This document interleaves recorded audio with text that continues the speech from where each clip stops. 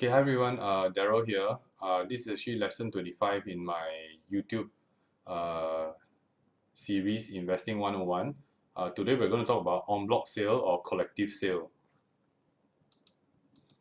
Okay, so the word en bloc, right, it actually means all together, like all together at once. Okay, so when you en bloc, you purchase en bloc means that you purchase all together.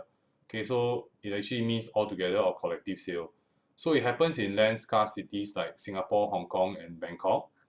Um, I'm pretty familiar with the Singapore and Bangkok market.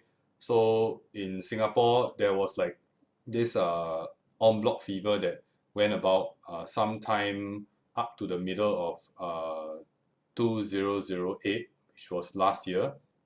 And in Bangkok, right, you can actually see like in really downtown central Bangkok, you can actually see like one whole building or recently there were some landlords that uh, in places like really central Tong Law that uh, the developers purchase, and then they like the restaurants and like bars and clubs and everything had to move from this huge plot of land. So if you guys actually follow me on my Bangkok channel, then you will know which development I'm talking about.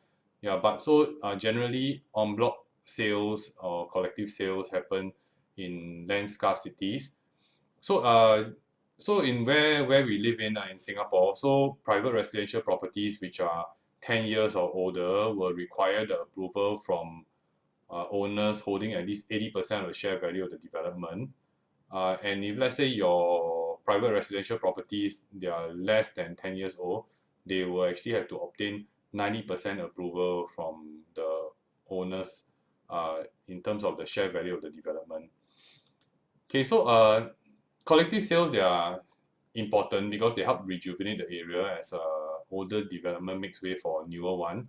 So if you can see like sometimes they are quite dated developments, right? Then they try to rejuvenate them. So it's important that the developer actually comes by, uh, purchases the whole development, and then after that makes better use of the land and maybe build something a little bit more modern.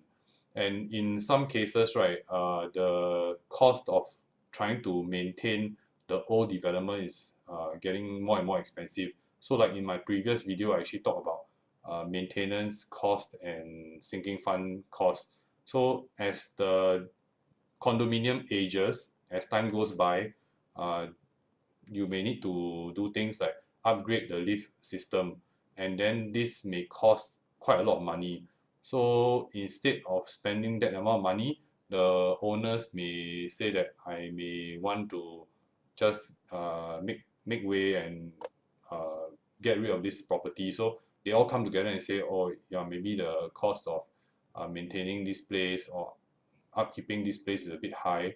So let's try to sell this whole development to a developer and let the developer actually uh, rejuvenate, build a new development on top of this.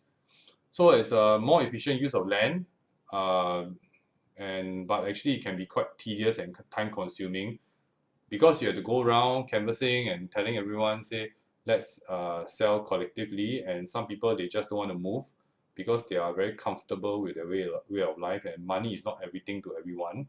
So they have to the en bloc committee has to go around canvassing, and the marketing agent who is supposed to come in as the marketing agent may go to the various homeowners and tell them the benefits and how much they are going to receive if their property is sold at a certain price. Yeah, so it's actually difficult to achieve as uh, consensus need to be achieved. So everyone has to agree to that 80% or 90% to selling en bloc. Okay, so recently there's uh, some news articles which state that like I think Mandarin Garden set an asking price of $2.7 billion, which is going to be, if it happens, it's going to be the most expensive en bloc sale ever in the history of Singapore.